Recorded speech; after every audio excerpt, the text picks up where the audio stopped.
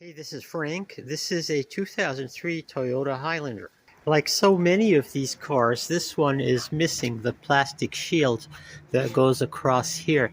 This shield plays an important part in keeping your car's engine safe and trouble-free. In this video, I'm going to show you how to replace this plastic shield with a new one, and I'll include a link to this part in the video description.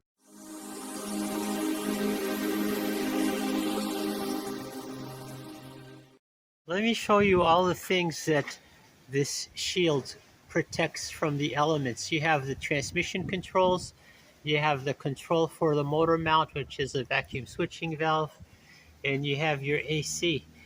Without this shield, all of these components are at the mercy of the elements. Shield mounts pretty easily with just an assortment of M6 6mm with 1mm thread bolts.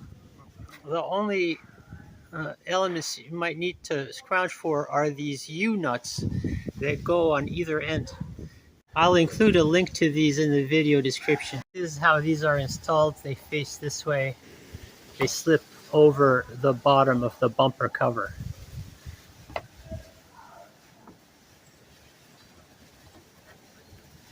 Some of these holes may be corroded or marred, and they may need to be cleaned up or tapped, and I'm including a link to a set of metric taps in the video description.